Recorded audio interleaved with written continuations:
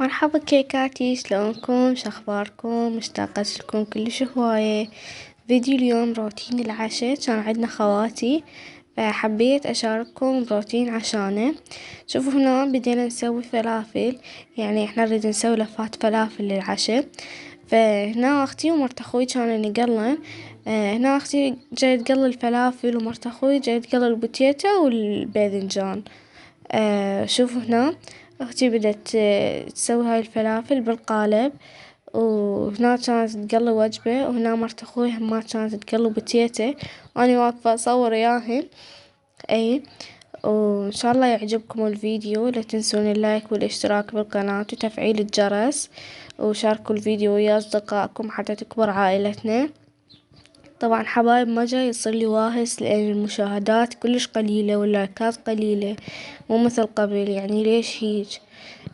ترى والله اترك القناة اذا هيج. اي حبايب، فصار لي اسبوع اني ما منزلت لكم. تعرفون فترة عطلة وهيج حبيت اطلع اتونس، رحت البيت اختي كنت يمها باقية، وامس رجعت. وشوفوا هنا اختي ذبت وجبة ثانية. هنا هاي اختي الكبيرة، هي هاي راحت عندها. اختي الكبيرة هاي. وحبايب تابعوا الفيديو للأخير، لا تقدموا ولا تأخروا حتى تكمل المشاهدة. شوفوا هنا شوفكم الفلافل، بس والله حار، يعني بالقوة لزمتها. شوفوا بس هو شنو هش ويجنن، وهيج مقسم همات ويخبل، وسخنكم العافية. شوفوا هنا ما رجعت لها، وراح ابقى ارجع لها كل ساعة على مود اشوفكم بطنها. وهنا ماما جاي تسوي زلاطة، شوفوا خس وطماطة وخيار يمكن. وهنا هاي اختي الثانية اجت تخبث وياي، وماما تقولكم سووا لها لايك، سووا لي لايك. الو سوي لايك خالتي. الو سوي لايك خالتي. ومثل ما شفتوا هذول جهال اختي الثانية، وهاي اختهم همات استوها جابت عمرها تقريبا شهرين ونص. وشوفوا هنا رجعت لهن، كان جاي يقلن برا. وهنا مرت اخوي كملت البوتيتو وبدها تقلب الباذنجان. طبعا لفات الفلافل احلى شي بيها الزلايط والباذنجان والعنبة، احلى شي هذني. شوفوا هنا ما رجعت للفلافل، وقلت لاختي دوري لي وحده بارده، وعطتني وحده حاره وهيج ذبيتها. وشوف طبعا كلها حار لين استوى، طلعت من الدهن بالاخير عفته. وبعدين هم راح ارجع لكم واجعص لي وحده. وشوف هنا مرته طلعت الباذنجان ويجنن. انا احب اكثر شي باللفات الباذنجان طبعا، يعني يجنن طعم الباذنجان باللفات. شوفوا هنا رجعت وراح اقسم لكم هاي، لقيتها باردة قسمتها. وشوفوا هنا اني واختي سوينا قلب. هي دائما تسوي هاي القلب. وهنا ابوي اجا جاب المسواق، جايب لنا هاي الشغلات البقوليات وهاي السوالف.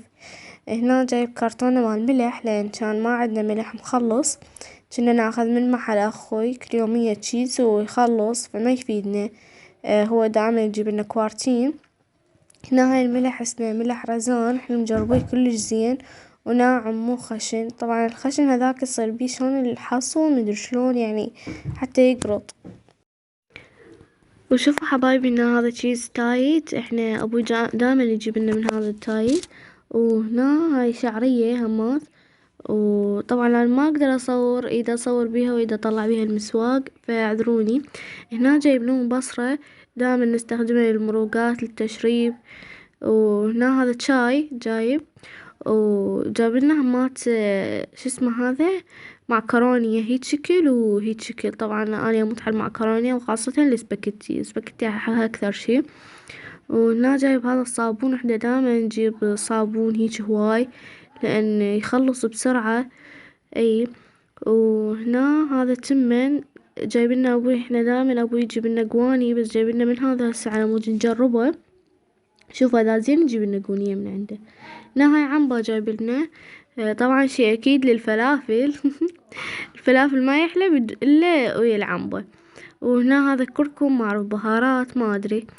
وهذا ماش، طبعا عذروني مثل ما جاي تشوفون ايده اصور بيها واذا اطلع بيها المسواق. بعدين جت لي ماما. هنا هذا لبلبي، نسلقه مرات وناكله، مرات نخليه ويا التشريب. وهنا ماما طلعت لي العنبر، وبدت ماما تطلع لي الغراض لأن مثل ما تعرفون ما أقدر. فتحت العلاقة ماما وطلعت لي الغراض. طبعا هي ماما دائما تساعدني بالتصوير.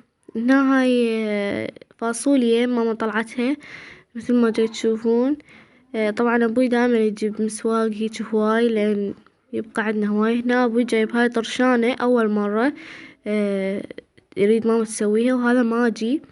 هاي قوجة مجففة، وهذا مش ما اعرف شنو والله، ما ادري، انا ما اعرف هالطرشانة. هنا قلت لماما انطيني قوجايات لان حامض يجنن مثل ما جيت تشوفون شلون حلو. هنا ماما جت تسوي العنبر، طبعا كان ما عندنا وابوي جا وبسرعة خبطناها لان صار وقت العشاء.